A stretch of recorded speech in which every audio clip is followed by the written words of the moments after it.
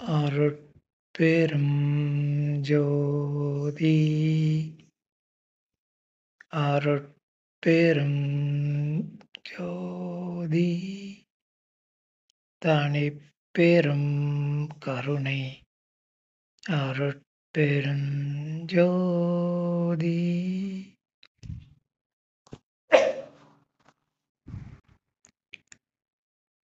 இந்த பதிவில்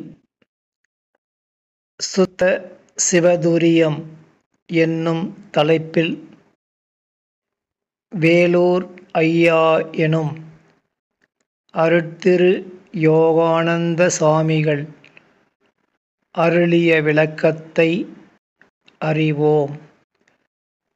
தலைப்பு சுத்த சிவதுரியம்.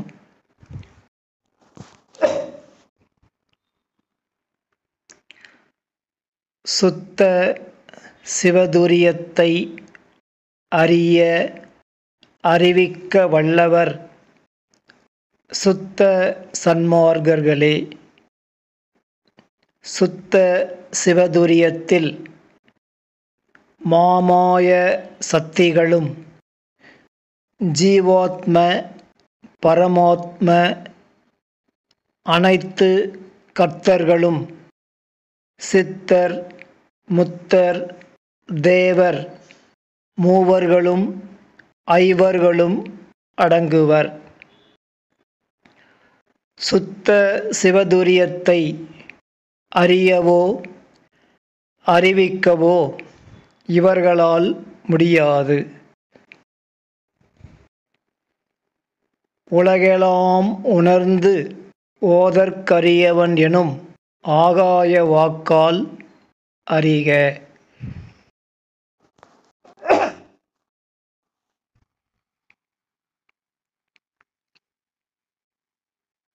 உடம்பை விட்ட எவரும் குருதுரியமோ சுத்த சிவதுரியமோ காண முடியாது. சடாந்த ஞானிகள் சுத்த சிவ சுழுத்தியை கண்டதல்லால் குருதுரியத்தையோ சுத்த சிவதுரியத்தையோ கண்டாரில்லை.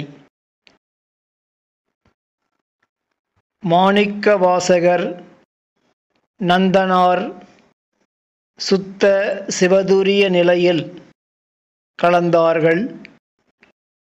திருஞான சம்பந்தர் குருதுரியம் கண்டார். அவர்கள் அந்நிலை பெற்றதால் தமிழ்நாடு ஞான பூமி என்றும் தமிழே சாகா கல்வி போதிக்க வல்லது என்றும் அறியப் பெறுகின்றோம்.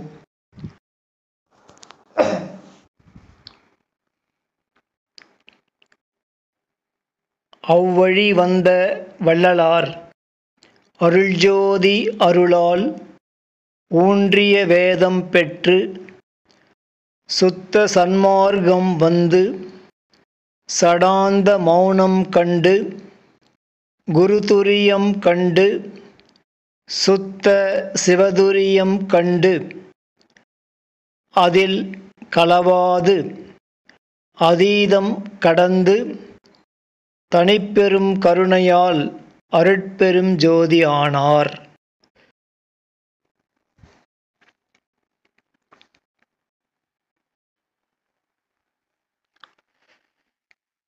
இரண்டற்ற ஒன்றே அருட்பெரும் ஜோதி அருட்பெரும் ஜோதி. பசித்து பக்குவமாகி தனித்து தனிப்பெரும் கருணையாகி விழித்து அருட்பெரும் ஜோதி ஆவோம். ஆதி மாய மலம் புசியாது பசித்தும் அந்தத்தில் களவாது தனித்தும் அனாதியில் உறங்காது விழித்தும் ஜோதியாவோம். விளக்கம் முற்றிற்று. இப்பதிவும் முற்று பெறுகின்றது. அருட்பெரும் ஜோதி அருட்பெரும் ஜோதி தனிப்பெரும் கருணை அருட்பெரும் ஜோதி.